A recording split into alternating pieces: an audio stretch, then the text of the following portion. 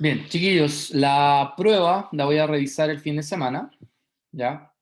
Les voy a pedir que aquellos que no han subido la prueba al eLearn, que me mandaron al correo, la suban. La dejé habilitada al final por todo el mes casi, ¿ya? Así que traten de subirla hasta antes del fin de semana para yo poder revisarla, ¿ya? De lo contrario, no es que no les vaya a revisar la prueba, se las voy a revisar igual.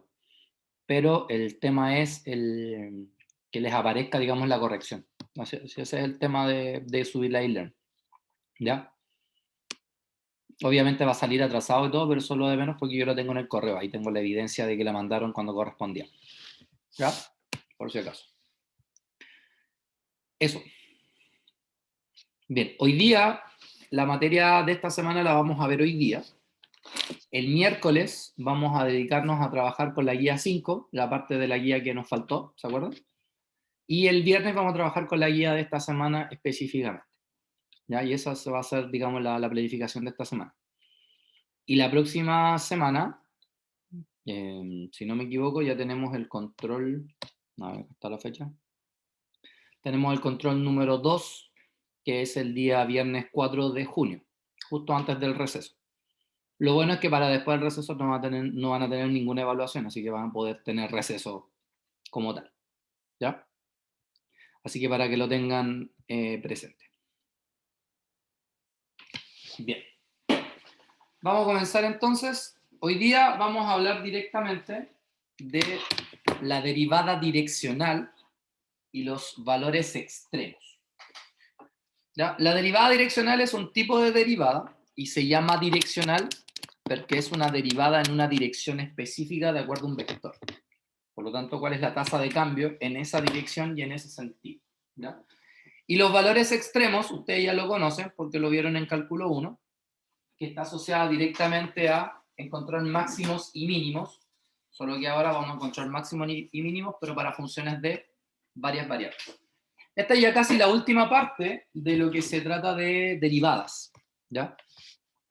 Ya la próxima semana, cosa que la materia del control sería hasta acá, ¿ya? Ojo con eso, ¿ya? Veríamos derivadas, o sea, veríamos valores extremos condicionados que se le llaman, y además veríamos lo que se llaman las integrales dobles, pero ya esa es materia ya para la prueba y no para el control. O sea, específicamente la materia del control es hasta hoy día, ¿ya?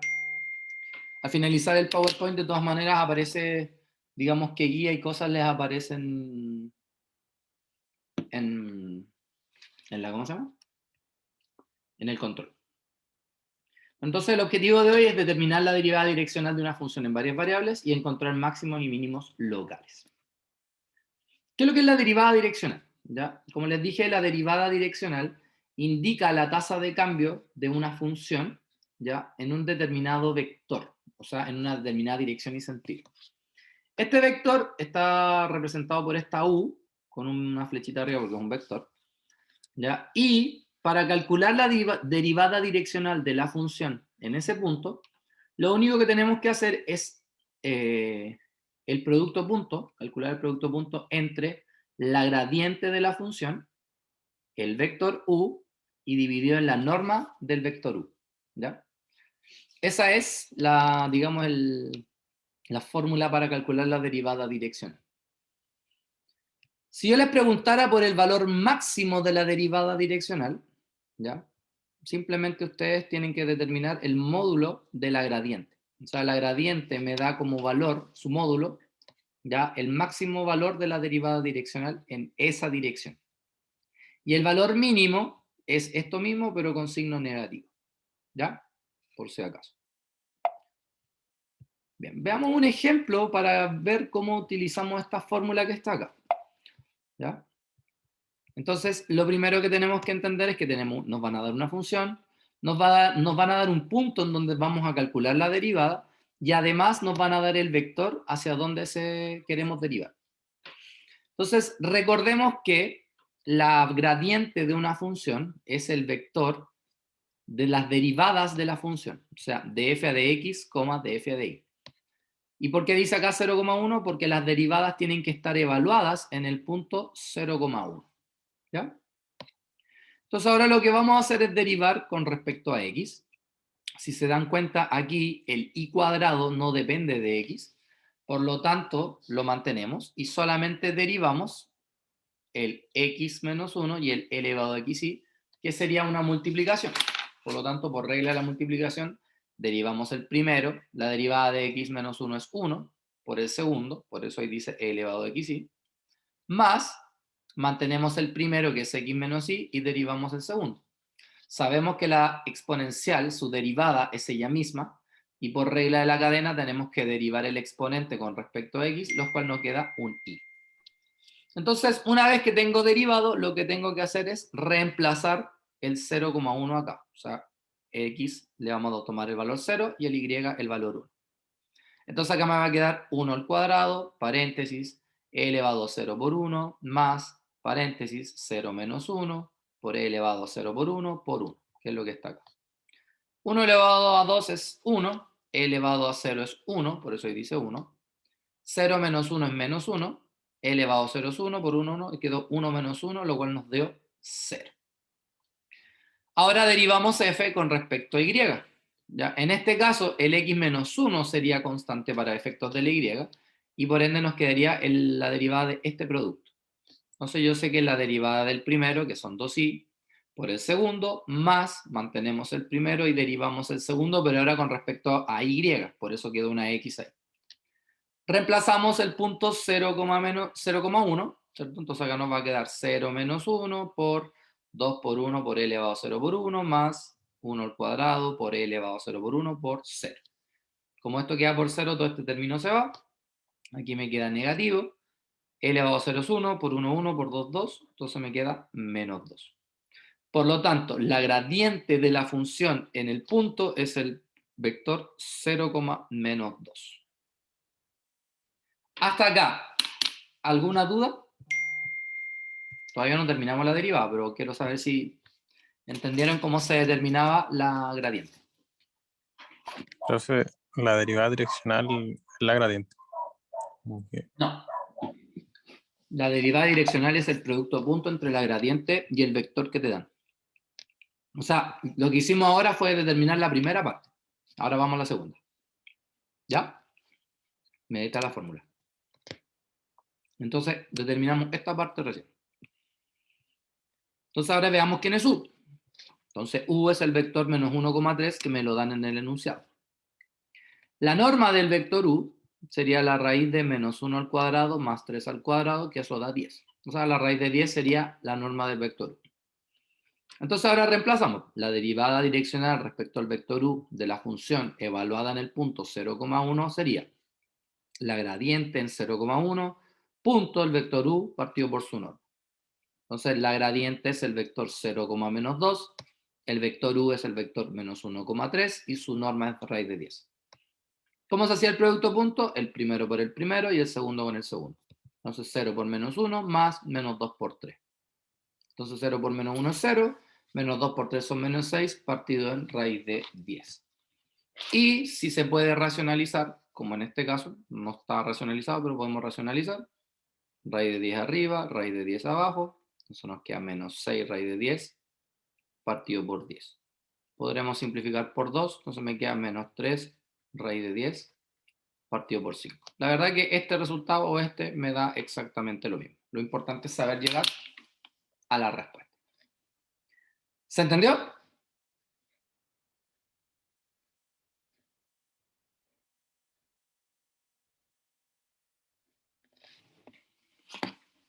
Sí, profe. Profe, siempre es producto punto, ¿no? Siempre el producto punto. ¿Ya? Siempre, siempre, siempre es el producto punto. ¿Sí?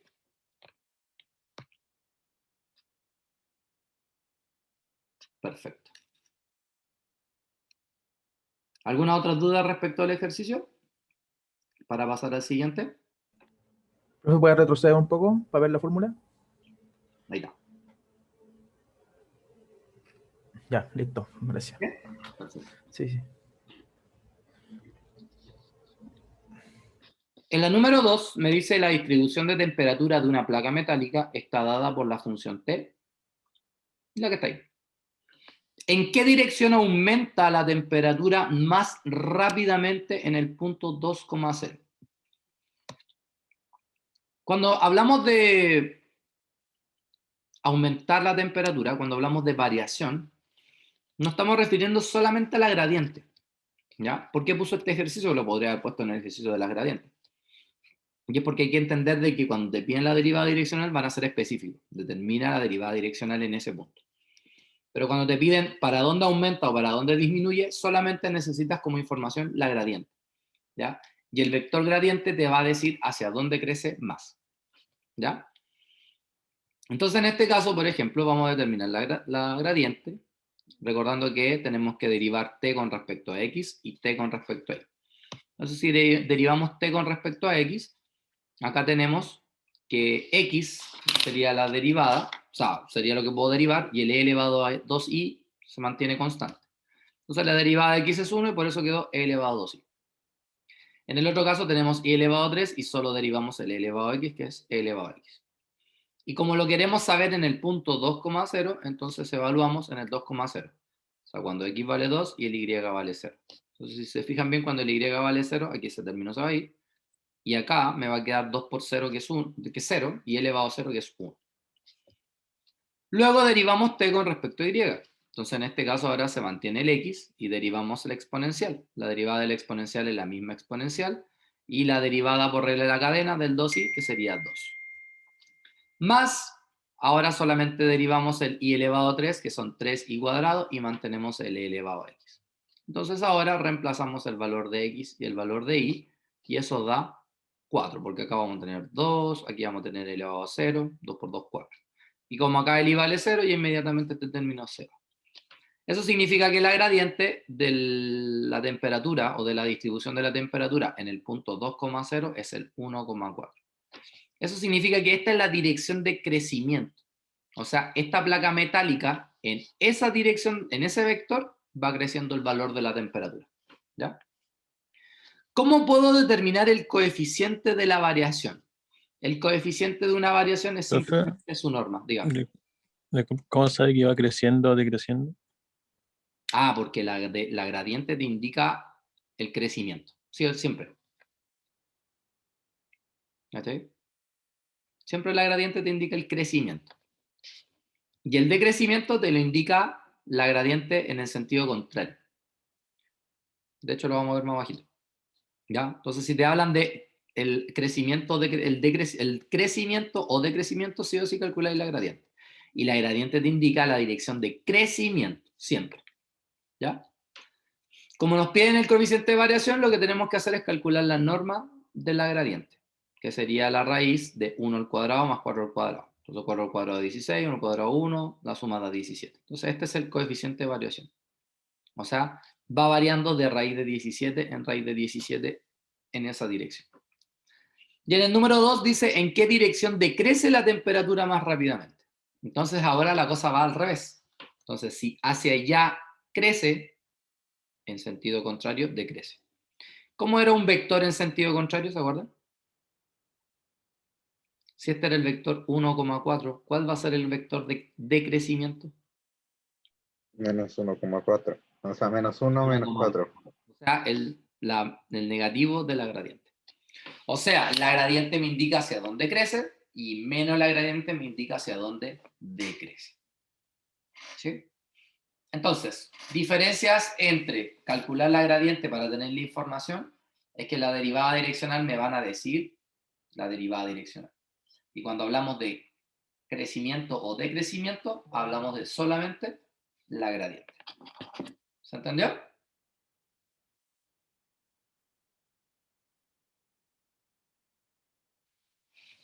Sí, no, sí, tal vez, quizá, ojalá, ¿por qué no? ¿Alguna duda? Consulta, inquietud, sugerencia, comentario.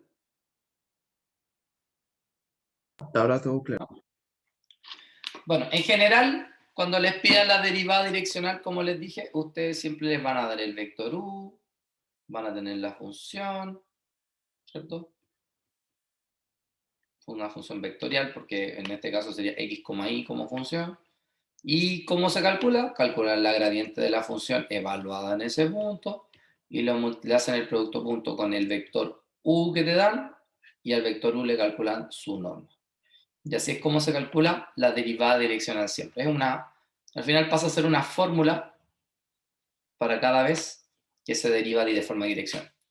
Ahora, ¿por qué es esto? Porque recuerden que la derivada parcial de f con respecto a x son los cambios que sufre la función, pero en el eje x, o sea, son los cambios en esa dirección. Y la derivada de f con respecto a y corresponde a los cambios que sufre la función con respecto a y, o sea, en esa dirección. Por lo tanto, la mezcla de las dos me indica la tasa de crecimiento de ambas juntas, de la función completa, digamos. Y por eso calculamos la gradiente. Y cuando queremos la derivada direccional en un vector específico, ¿cierto? Entonces lo que hacemos ahí es hacer el producto punto porque ya es un valor específico de la función en ese punto. ¿Ya? ¿Alguna duda? Bien. Hasta acá es todo lo que tienen que saber de derivada direccional. ¿Ya? Vamos a ver ahora la segunda parte, que son los valores extremos y los puntos de silla. ¿Ya? Si ustedes miran las tres gráficas que están abajo, las gráficas tienen puntos peak, o sea, puntos más altos o puntos más bajos. Por ejemplo, yo me puedo dar cuenta que acá hay un máximo, acá hay un máximo y acá hay un mínimo. Sin embargo, la función graficada podría ser mucho más grande y por lo tanto podría haber uno mucho más grande y uno mucho más bajo. ¿Ya? Aquí, por ejemplo, claro, aparentemente este es el peak y en este caso, ahí en esos puntos como de degradé hay mínimos. Y estos puntos de acá serían como máximo. Entonces la pregunta es, ¿qué es un mínimo y qué es un máximo? Nosotros no podemos hablar de máximos o mínimos globales porque no podemos conocer directamente toda la función. Por lo tanto, en realidad vamos a hablar de máximos locales, o sea, máximos en una vecindad. Por ejemplo, en esta vecindad yo me puedo dar cuenta que él es un máximo, porque es el valor más grande que toma la función. En esta vecindad acá hay otro máximo, porque en este espacio pequeño, este es un máximo. Y este es un mínimo local por lo mismo, porque en su vecindad él es el valor más pequeño. Esa es la diferencia entre hablar de máximos y hablar de mínimos. ¿Ya? Entonces, por ejemplo, f de a, b es un valor máximo si él siempre es más grande que cualquier punto de la función evaluada. Obviamente considerando la vecindad. Por eso ahí dice un disco abierto, ¿cierto? Y si esa función es menor que todos los puntos alrededor de él, es porque él pasa a ser un mínimo local. Esa es la diferencia entre un máximo y un mínimo. Un máximo es porque su función evaluada, su valor de la función evaluada siempre es más grande que todos los demás puntos, o sea, que todos los demás puntos evaluados. Y si es mínimo, porque ese valor es más pequeño que todos los demás puntos evaluados. ¿Ya? Esa es la gracia de hablar de máximos y mínimos. Y por eso hablamos de locales, porque realmente no podemos hablar de la globalidad, ¿ya? A menos que la función esté acotada. Pero como eso no siempre se da, pues hablamos solamente de máximos y mínimos locales, ¿ya? Cuando yo quiero encontrar directamente valores extremos, ¿cierto? Por ejemplo, este punto es un valor extremo. Entonces, yo puedo trazar una recta paralela al plano XY, ¿ya? Y puedo trazar otra recta paralela al plano XY, pero paralela al eje Y. Y este es paralela al eje X. Al ser paralela al eje X, significa que la derivada de f es 0. ¿Ya? Y al ser paralela al eje Y, significa que la derivada de f con respecto a Y es 0. Entonces, es como cuando tenían ustedes, no sé, un máximo y un mínimo, ¿se acuerdan? Significaba que acá en la recta tangente, ¿cierto? Tenía pendiente 0 y por ende nosotros decíamos, en este punto es porque el I' vale 0. Aquí pasa lo mismo, ¿ya? Para que sea un máximo, para que sea un mínimo, se tiene que cumplir esto y por eso se llama criterio de la primera derivada. Entonces, para yo poder hallar este máximo o mínimo, lo que tengo que hacer es derivar la función en X y en Y, y si este punto es un máximo o es un mínimo local, va a pasar esto. que al evaluar ese punto en las derivadas, ambas me van a dar 0. ¿Ya? En pocas palabras, este es un máximo o un mínimo si la gradiente de la función es el punto 0,0. ¿Ya? O sea, es un punto de no crecimiento, es un punto constante. ¿Ya? Y eso pasa porque, de hecho, aquí no puede, en este máximo no puede haber números más grandes, porque este es el máximo. O en este mínimo no pueden haber números más chicos, porque este es el mínimo. Por lo tanto, aquí es como que yo pudiera dibujar un plano tangente que tiene una sola estructura, horizontal. ¿Ya? Cuando yo calculo las derivadas en x y las derivadas en y las igualo a 0 y encuentro valores de x e y que hacen que las derivadas valgan 0, yo encuentro un punto. Y a ese punto se le llama un punto crítico. ¿Ya? ¿Qué característica tiene este punto crítico? Que este punto crítico puede ser máximo o puede ser mínimo. ¿Ya? O sea, aquí la clave está en que vamos a derivar con respecto a x, vamos a derivar con respecto a y, vamos a igualar a 0 y luego vamos a encontrar un punto o puntos, ¿ya? A los cuales les vamos a llamar puntos críticos. Lo que tenemos que buscar después de eso es encontrar criterios que me permitan clasificar ese punto crítico. A ver, este punto crítico es máximo porque cumple estos criterios, o es mínimo porque cumple estos criterios, ¿ya?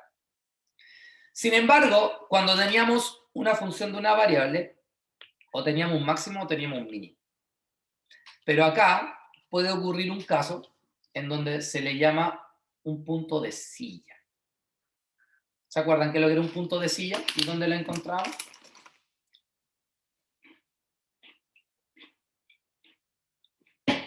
Yo sé que se acuerdan. Espero. ¿Dónde fue? Estaban en el medio de esas sillas raras de caballo. Esa silla rara de caballos, que es la que está ahí. Ese punto rojito es un punto de silla. ¿Alguien se acuerda por qué era un punto de silla?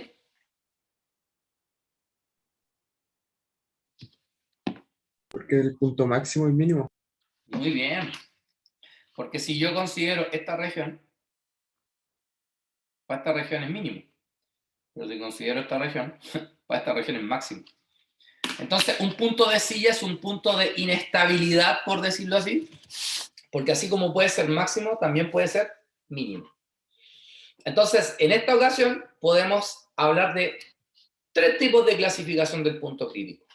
Podemos decir que el punto crítico es máximo, podemos decir que el punto crítico es mínimo, o podemos decir que el punto crítico es un punto de silla. Esas son las 3 clasificaciones que les podemos dar a un punto crítico.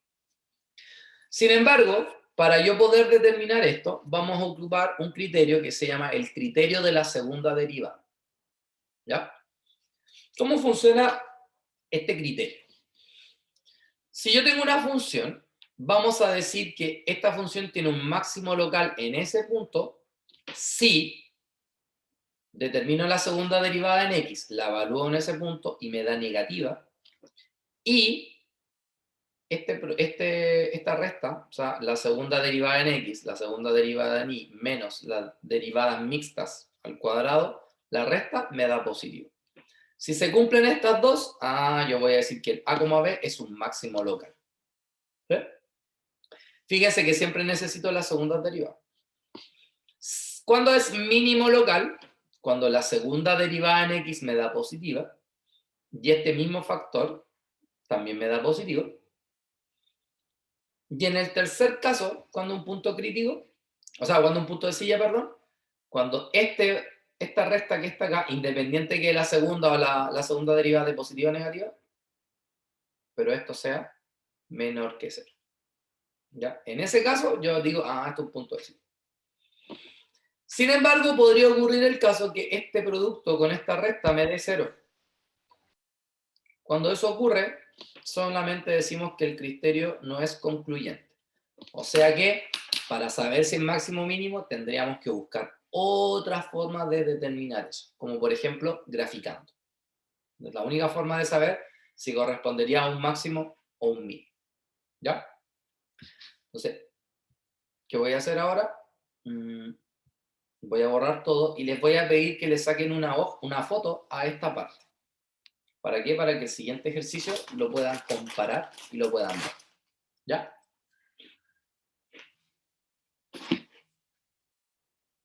Me avisan cuando estén listos.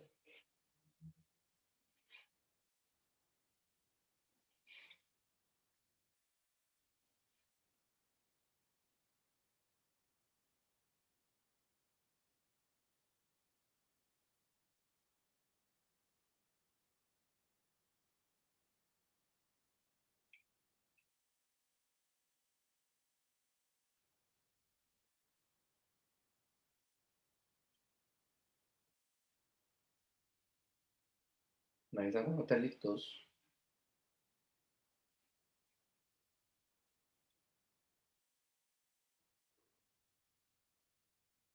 Estoy listo yo, profe. ¿El resto también? ¿Están listos? Sí, profe. Ya. La verdad que esto es súper fácil. Bueno, no siempre es fácil, porque va a depender de la función. ¿Ya? Dice, determinar los extremos relativos de la función, y aquí está la función. F de x, y igual a x cuadrado más xy más y cuadrado menos 6x más 2. Listo. Me piden los extremos relativos, o sea, me están pidiendo los puntos máximos o mínimos. Puedo encontrar 1, puedo encontrar 2, puedo encontrar 3, puedo encontrar 8, puedo encontrar 20, puedo encontrar los que encuentro. ¿Ya? Lo importante que hay que entender es que la forma de determinarlos siempre es la misma. O sea, primero derivo con respecto a x y derivo con respecto a y. Entonces la derivada de esto con respecto a x sería 2x más y, 0, menos 6, 0. Por eso quedó 2x más y menos 6. Y según el criterio dice, mira, ahora esto lo igualas a 0. Ahora derivamos con respecto a y. Entonces acá me va a quedar 0, aquí me va a quedar x, aquí me queda 2y, aquí me va a quedar 0 y 0. Por lo tanto me quedó x más 2y igual a 0. Entonces derivo igual a 0. Ese es el primer paso de negociación para encontrar los extremos relativos que me piden. En este caso, porque en realidad va a depender siempre de la situación, pero en este caso, ¿qué podemos hacer para encontrar el x y el y? Un sistema de ecuación. ¿Cierto? Entonces en este caso tenemos 2x más y igual a 6, el 6 pasa al otro lado, x más 2 igual a 0. Multiplicamos abajo por menos 2x, entonces me queda menos 2x menos 4 igual a 0. Sumamos hacia abajo, entonces ahí se van, aquí me queda menos 3y, aquí me queda 6. Por lo tanto el y vale menos 2. Y ahora, como el y vale menos 2, lo reemplazo en cualquiera de las dos ecuaciones y obtengo el valor de x, que en este caso da x igual a 4. Por lo tanto, el punto 4, menos 2 es un punto crítico. ¿Ya? Entonces, insisto, así como encontré un punto crítico, podría encontrar 2, 3, 4, y eso siempre va a depender de la función. ¿Sí? ¿Se entendió? ¿Hasta acá? Sí, profe. ¿Sí? Ya. Vamos ahora a determinar el criterio de la segunda derivada. En el criterio de la segunda derivada lo que nos piden es la segunda derivada en x, la segunda derivada en y y las derivadas mixtas. ¿Ya? Recuerden que la notación puede ser fxx o de 2f a de x2. ¿Eso qué significaba? Que la función de f de x, que es esta que está acá, la voy a derivar con respecto a x. Entonces fíjense que al derivarla con respecto a x me dio 2. Listo, voilà. Ahora derivamos f con respecto a y, o sea, esta con respecto a y, donde también me da 2. Sin considerar el 0, obviamente, las puras derivadas. Y las derivadas mixtas, por ejemplo, si arriba derivo con respecto a y me va a dar 1, o si abajo derivo con respecto a x también me va a dar 1. Entonces, ¿qué había que hacer? Había que calcular el factor fxx por fii menos fxi cuadrado. Entonces, en este caso, este vale 2, esto vale 2, esto vale 1. Y esta resta me dio 3. O sea que esto vale 3. Positivo. Ah, es positiva. Entonces estamos en la primera o en la segunda condición. Punto de sí ya no es. Y sí puedo determinar una conclusión. ¿Por qué? Porque no me dio 0. Entonces ahora, ¿qué tengo que hacer? Mirar. Ya sé que es positiva, por lo tanto tengo que mirar la segunda derivada con respecto a x. En este caso, la segunda derivada con respecto a x, ¿qué signo es?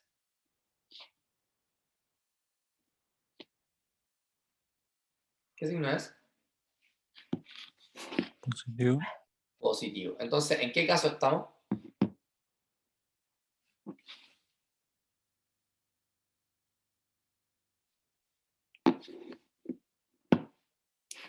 Mínimo. En que es un mínimo, muy bien, porque cumple con esto. La segunda derivada en x es positivo y aparte esto es positivo. Ah, entonces el punto 4, menos 2 es un mínimo. De ahí encontramos en dónde hay un mínimo. Hay un mínimo en el punto 4, menos 2. La pregunta es, ¿cuánto vale ese mínimo? Ah, entonces, ¿qué vamos a hacer? Vamos a evaluar este punto en la función original. O sea, f de 4, menos 2, entonces tenemos 4 al cuadrado, más 4 por menos 2, más menos 2 al cuadrado, menos 6 por 4, más 2. Y eso da menos 10. Por lo tanto, el punto en el espacio que corresponde a un mínimo sería el punto 4, menos 2, menos 10. Y de esa manera encontramos los extremos relativos de cualquier función. ¿Se entendió? Profe, Dígame. ¿cómo sale el 1? ¿Cuál? Ahí en la derivada de x y de y al mismo tiempo, ¿cuál es? Ya mira. De f a dx es 2x más y menos 6, ¿cierto? Entonces recuerda que esto es una derivada mixta. Entonces sería esto. Que da lo mismo si es a la y le deriváis en x, da lo mismo. Entonces ahora derivemos esto con respecto a y. ¿Cuál es la derivada de 2x con respecto a y? 0. ¿Cuál es la derivada de y con respecto a y? 1. ¿Cuál es la derivada de 6? 0. Ah, Dios. Ah, pero profe, ahí dice de 2f a dx a dy. Ya, vamos a hacerlo otra vez. Entonces primero, ¿quién es de f de y? X más 2y. ¿Quién es de 2f a dx a dy? O sea, la derivada de y, ahora la derivo con respecto a x. Entonces la derivada de x es 1 y la derivada de 2y con respecto a x es 0. Así que cualquiera de los dos te daba el mismo resultado. ¿Entendiste? Sí. ¿Sí? Perfecto. ¿Alguien más?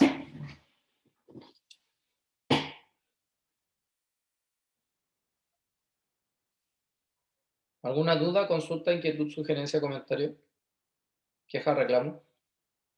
¿No? ¿Todo bien? ¿Todo claro?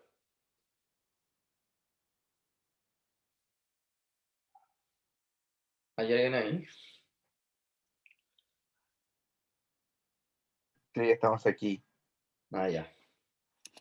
Listo.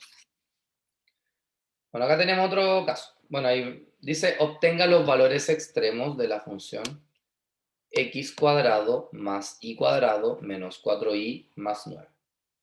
Entonces, este caso es bastante particular, porque si yo encuentro la derivada de esto, si encuentro la derivada de esto con respecto a x, simplemente es 2x. Y si derivo esto con respecto a y, me va a quedar 2y menos 4, que son las derivadas que están ahí. ¿Cierto? Entonces, si yo estas derivadas las igualo a 0, me va a quedar 2x igual a 0, del cual se desprende que x vale 0, y acá se desprende que y vale 2. Por lo tanto, el posible punto es el punto 0,2. Pero fíjense que este ejercicio, que lo saqué de un libro, del Thomas, no utiliza el criterio que vimos recién para determinar si es máximo o mínimo. Utiliza la siguiente. Él dice, mira, si te das cuenta, yo acá tengo y cuadrado menos 4y, y si yo le tuviera un más 4, y esto le sumo 5, esto es lo mismo que y menos 2 al cuadrado, más x cuadrado más 5. ¿Cierto? Eso es lo que dice. El x cuadrado y el x cuadrado y el y menos 2 al cuadrado nunca van a ser negativos. ¿Cierto? Nunca van a ser negativos. Siempre van a ser positivos, mayores que 0. Por lo tanto, independiente de lo que sea, como van a ser mayores que 0, la suma de estos siempre va a ser más grande que 5. ¿Y eso qué significa? Que el 5 es un mínimo. O sea, el 5 es el valor más pequeño que podemos tomar. Ah, entonces el 0,2 en realidad es un mínimo local. Y así es como ellos determinaron eso. Ahora alguien me puede decir, profe, ¿y si usamos la otra técnica, nos va a dar lo mismo? Veamos. ¿Les tinca si lo hacemos? ¿Para que se den cuenta que da lo mismo? Pues no les tinca nada. ¿Les tinca si lo hacemos? Sí, profe, para cacharlo. Ya.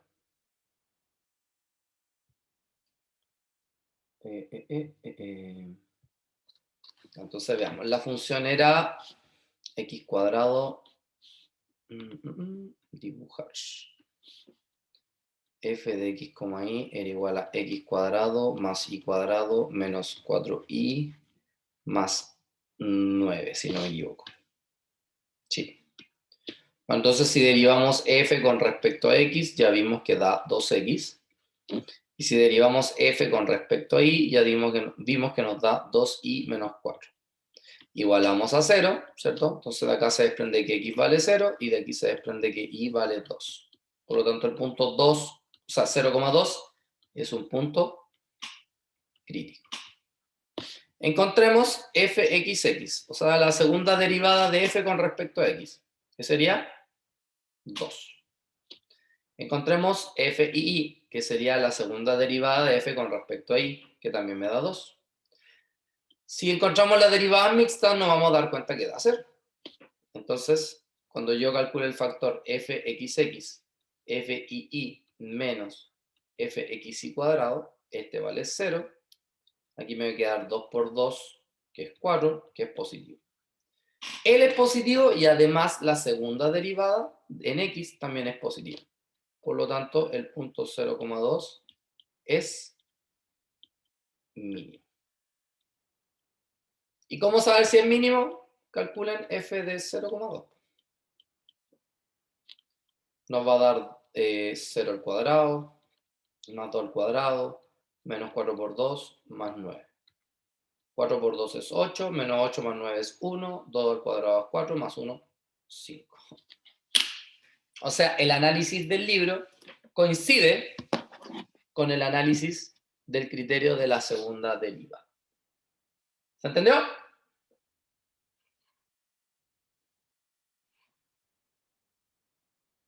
Sí, profesor. No, profesor. Tal vez, profesor. Quizás, profesor. Ni idea, profesor.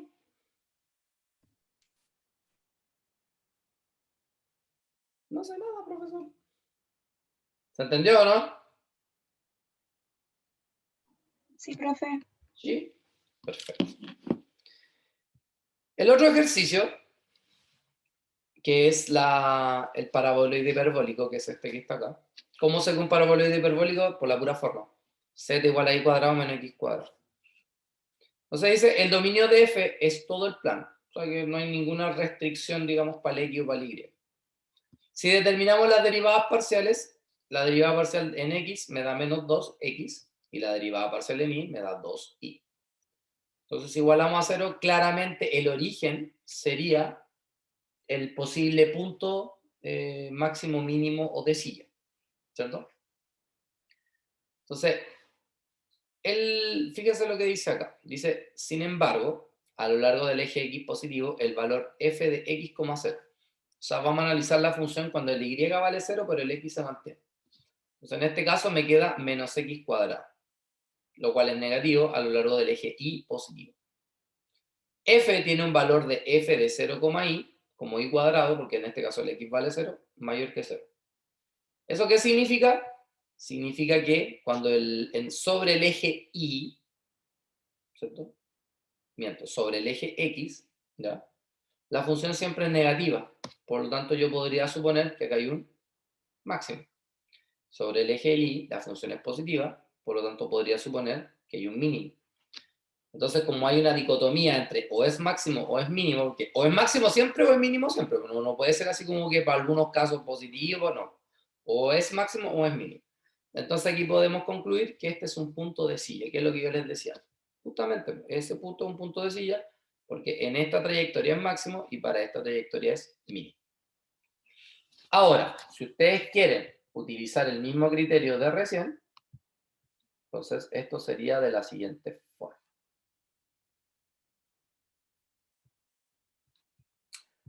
que sale así. ¿Ya? En este caso, la función es f de x, y igual a y cuadrado menos x cuadrado. Entonces, si calculamos la derivada con respecto a x, son menos 2x. Calculamos derivada con respecto a y, son 2y. Igualamos a 0. Y claramente de aquí se desprende que x vale 0, que y vale 0, y por lo tanto el punto crítico es el 0,0. La segunda derivada de x con respecto a x me va a dar menos 2. La segunda derivada de y con respecto a y me va a dar 2. Eso es 2. Las derivadas mixtas me va a dar 0.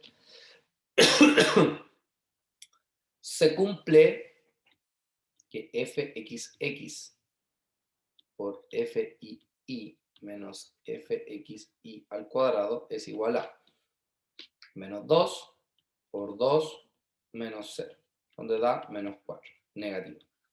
Según el criterio, cuando este factor es negativo, ¿qué tenemos?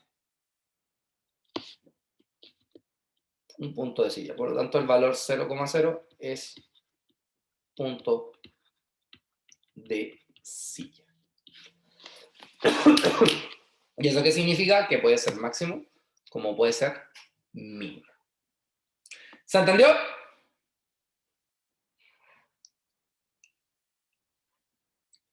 ¿Sí? ¿No? Sí, profe. ¿Sí? ¿Sí? Bien. Bueno, hasta acá, este criterio de la segunda derivada, todos los criterios que tenemos acá, son válidos para funciones de 2 variables. ¿Y qué pasa si tenemos una función de 3 variables y quisiéramos encontrar los máximos y los mínimos? En el cual ya no tenemos cómo graficarlo de manera tan práctica. A lo más, lo que podemos hacer en 4 dimensiones es determinar las superficies de nivel. Entonces, para eso existe una matriz que se llama la matriz hessiana en varias variables. ¿Ya? La matriz hessiana de una función, evaluada en un cierto punto, es simplemente una matriz que considera todas las segundas derivadas habidas y por haber. ¿Ya? Entonces, por ejemplo, acá arriba son todas las derivadas cuya última derivada es con respecto a la primera variable. La segunda son todas las primeras derivadas con respecto a la segunda variable. La tercera son todas las derivadas, las segundas derivadas con respecto a la tercera variable, y así sucesivamente. ¿Ya? De esta matriz se sacan submatrices o subdeterminantes, ¿ya? De forma escalonada. O sea, por ejemplo, aquí va a aparecer el delta 1. ¿Quién es el delta 1? Entonces, el delta 1 es simplemente esta derivada que está acá. ¿Quién es el delta 2? El delta 2 es la determinante que considera los primeros 4 elementos. ¿Quién es el delta 3? La derivada que considera los 9 elementos. Y así yo puedo ir clasificando quién es cada valor de delta. Entonces, si yo evalúo en un cierto punto, ¿ya? Este punto es el punto, digamos, x, y, solamente que se escribe como x0, ¿ya? Y vamos a suponer que ese punto es un mínimo relativo. Entonces, ¿cuándo es un mínimo relativo? Cuando se cumplen estas propiedades. O sea que todas las determinantes me dan positivas, ¿ya? Si en el caso que, al evaluar en ese punto, ¿ya? Se empieza a cumplir que la primera es negativa, la segunda es positiva, la tercera es negativa, la cuarta es positiva, entonces ahí decimos que tenemos un máximo relativo, ¿ya? Entonces, ¿cuándo es un mínimo relativo? Cuando todas las determinantes de las submatrices de la hessiana me dan positivo. ¿Y cuándo es un máximo relativo? Cuando todas las determinantes de las submatrices de la matriz hessiana dan de signo intercalado. Negativo, positivo, negativo, positivo, negativo, positivo. ¿Ya? No voy a ser tan desgraciado jamás como para ponerle una función de 5 variables. Pero, por ejemplo, vamos a ver un caso de una función de 3 variables. ¿Ya? En este caso dice determinar los extremos relativos de la función f de x, y, z, y ahí tenemos la función. Entonces, el procedimiento es exactamente el mismo. Lo primero que tengo que hacer es hallar el punto crítico. Entonces, para eso derivamos con respecto a x, con respecto a y con respecto a z. Entonces, si yo derivo con respecto a x, me da esa función que está ahí. Si derivo con respecto a y, me da esa función que está ahí. Y si derivo con respecto a z, me da esa función que está ahí. Y como ya sabemos, para encontrar el punto crítico tenemos que igualar a 0. Luego reordenamos esto de acá y me queda un sistema de 3 por 3. 3 variables, 3 incógnitas. Y podemos utilizar el método que se me ocurra. Yo ocupé el de las matrices. De hecho, ahora les voy a preguntar si se lo saben. ¿Ya? Para poder determinar la solución. ¿Saben determinar soluciones utilizando el método de la matriz aumentada?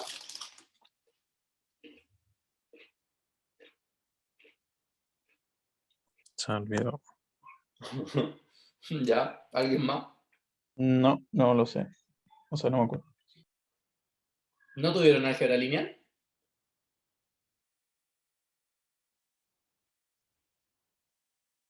Digan la verdad. El no me Sí, acuerdo pero es se me sincero. olvidó. El no me acuerdo es sincero. No, pero si alguien, por ejemplo, no ha cursado álgebra lineal, es posible que no sepa, realmente. Yo no pasé álgebra. No lo pasaste, pero lo viste. ¿No? La verdad no recuerdo. Yo no me acuerdo. Ya, pero vamos a recordar un poquito. Insisto, no están obligados a usar este método. Este método está ahí porque sí. El que quiere ocupar métodos de reducción, sustitución, cualquiera de los métodos para resolver sistemas. No están obligados a usar esto. Yo te lo coloqué para más o menos que se acordaran un poco de lo que debieron haber visto en álgebra lineal. Nada más. ¿Ya? En general el método dice, mira, vamos a crear una matriz en donde la primera columna van a ser los coeficientes del x, la segunda columna van a ser los coeficientes del y, la tercera columna van a ser los coeficientes del z, y la cuarta columna van a ser los resultados de cada ecuación. ¿Ya? Por ejemplo, aquí, en la primera ecuación, ¿cuál es el coeficiente del x? El menos 2. ¿Cuál es el coeficiente del y? El 1. ¿Cuál es el coeficiente del z? No hay z. Entonces el coeficiente es 0. ¿Y cuál es el resultado? Menos 4. En la segunda fila, el coeficiente del x, 1. El coeficiente del y, menos 2. El coeficiente del z, menos 1. Y el resultado es 0. Acá, el coeficiente del x no hay. Entonces 0. Coeficiente del y, menos 1. Coeficiente del z, menos 2, 0. Y así es como se armó esta matriz que está acá. ¿Se entendió?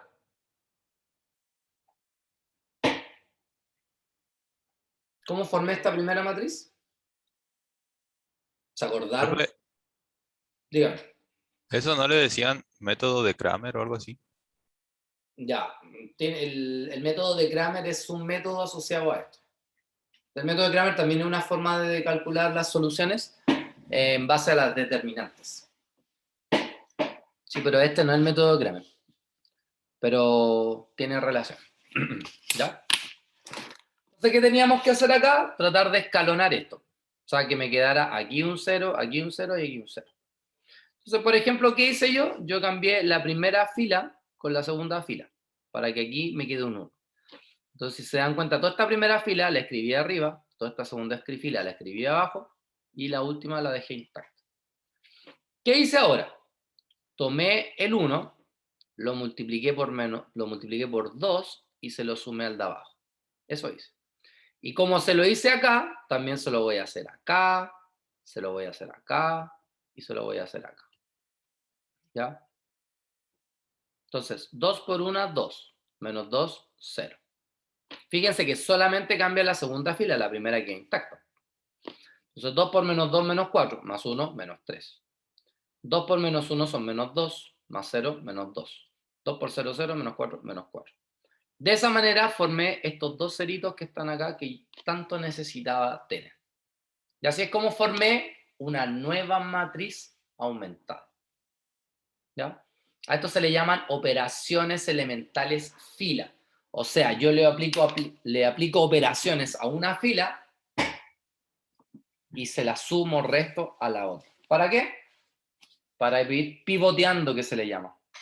¿Ya? El pivoteo significa tratar de que así. Entonces, ese y ese me queda en cero. Esa es la gracia del pivoteo, digamos. ¿Ya?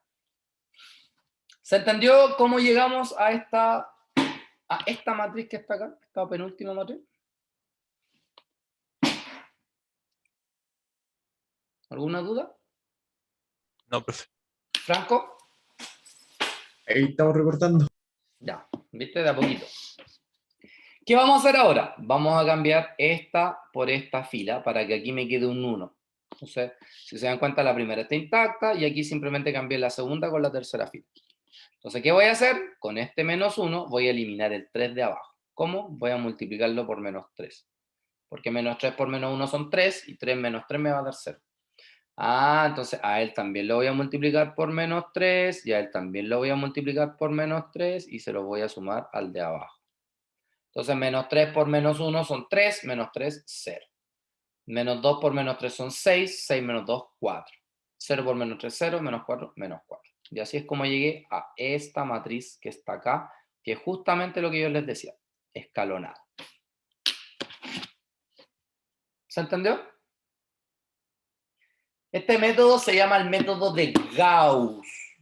El método de Gauss lo que hace es escalonar y dejar ceros abajo. ¿Sí? Entonces lo que voy a hacer ahora es transcribir mi matriz en ecuación. Entonces recuerden que estos números en el fondo son los coeficientes y estos son los resultados. Entonces que voy a tener x menos 2y menos z igual a 0. Menos y menos 2z igual a 0. 4z igual a menos 4. ¿Sí o no? Entonces yo de acá puedo determinar que z vale menos 1. Con el z lo reemplazo acá y determino que el y vale 2.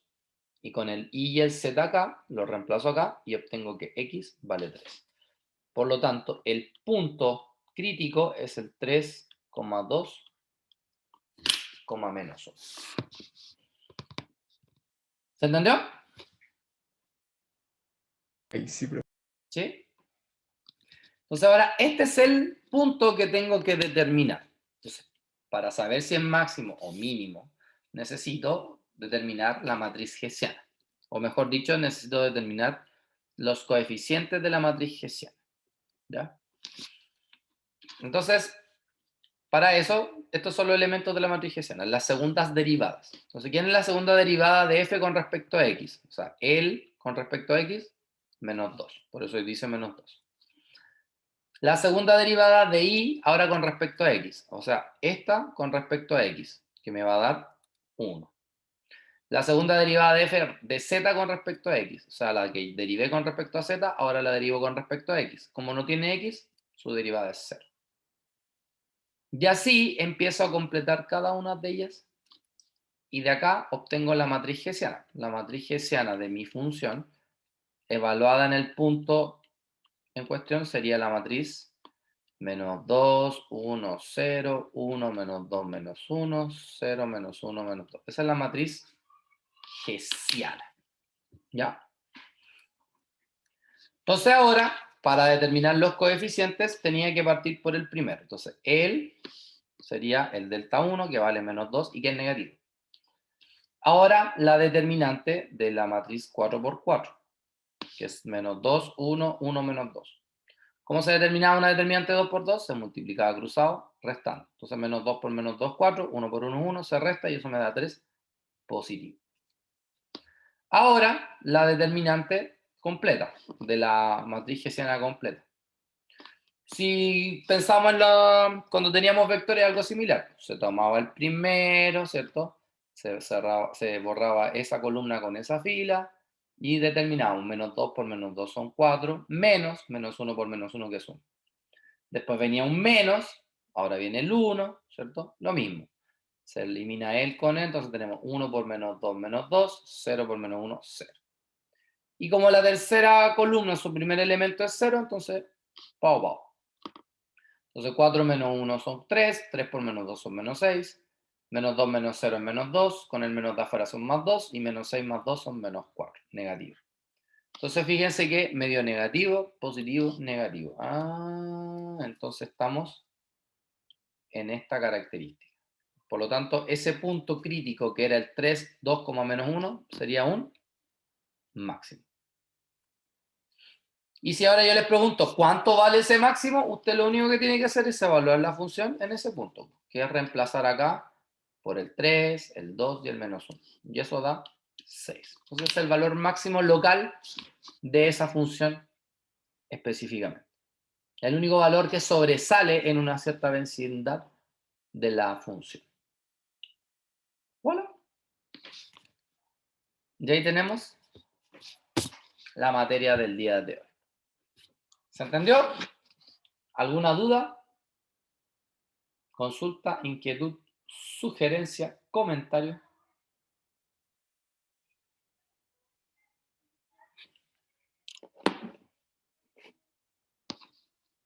¿No?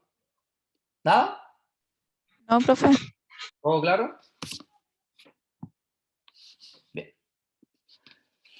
Bueno, ahí dice trabajar en la guía número 6, ¿ya? Recuerden que el miércoles vamos a trabajar en la guía 5 con los ejercicios que nos faltaron de la semana antes de la prueba, y el viernes vamos a trabajar con la guía 6. La guía 6 tiene una pequeña pifia, y es que no toda la materia es de esta semana. Hay partes de la materia de la próxima semana.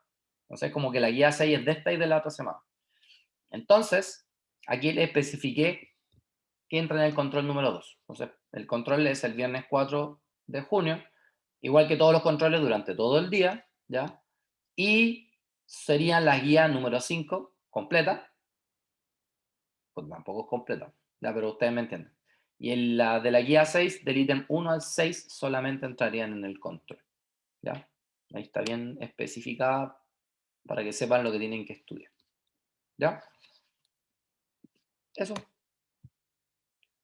¿Alguna duda, consulta, inquietud? ¿Algo que decir, algo que hacer? ¿Algo que quejarse? Profe, no se olvide subir los videos, por favor. Hoy sí, ¿quién me dijo eso? La Constanza. ¿Tú soy la que Sí. me avisa? Ah, sí, yo soy la que le avisa. Ah, Es qué que a veces los veo de nuevo o cuando he tenido que faltar. Sé que el del 12 no lo he subido porque no lo encuentro. Lo voy a seguir buscando. Pero este lo voy a subir al tiro. Apenas termine Y de hacer el del miércoles, el del miércoles pasado. sí, Ya, lo por subo favor. ya mismo. No, no, sí. Bacán que me avisís porque a veces tengo tantos cursos que se me va y a veces pienso que subo el video y no lo subo nada. Entonces, bien que me vayas avisando. Claro, te lo agradezco. Bien, chiquillos, ¿alguien más? ¿Algo más? ¿No? ¿No? Las pruebas estarán listas el fin de semana. Yo creo, espero que el domingo estén listas. ¿Ya? De todas maneras, cuando estén listas les voy a escribir en el grupo. ¿Ya? Y del momento que suba la pauta, de ahí corre el tema de la corrección. ¿Ya? Bueno, en este caso la pauta ya está hecha porque con eso voy a revisar, pues, lógicamente. ¿Ya? Pero una vez que la pauta está hecha y la suba a intranet, desde ese momento tienen 3 días para corregir y decirme algún error. Ya, para el control pasado me salió un poco del presupuesto, ¿ya? Porque en el control 1 yo me había equivocado. Entonces yo asumo mi error y por eso les di más plazo, digamos, para poderse quejar en algunos casos. Pero para esta prueba no. Son 3 días y si después de esa prueba, después de ser fuiste o no. Cuando el control 2, el viernes 4. O sea, la próxima semana creo que es el día viernes.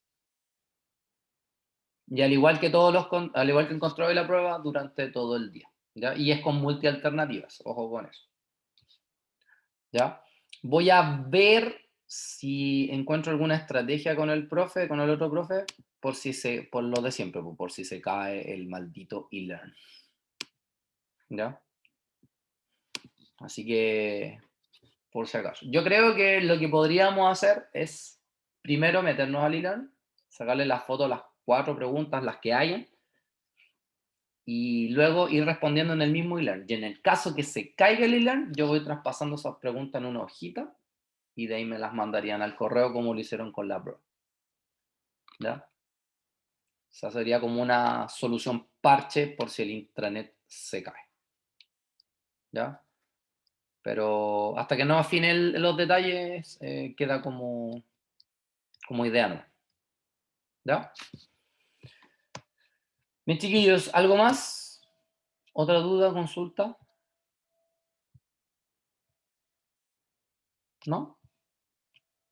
Bien, chiquillos, entonces pueden ir en la paz y en la alegría del Señor. Nos vemos el miércoles. Importante que tengan impresa la guía número 5 porque como todas las guías, yo voy a hacer un ejercicio y después lo van a trabajar ustedes y así sucesivamente. ¿Ya? Por si acaso.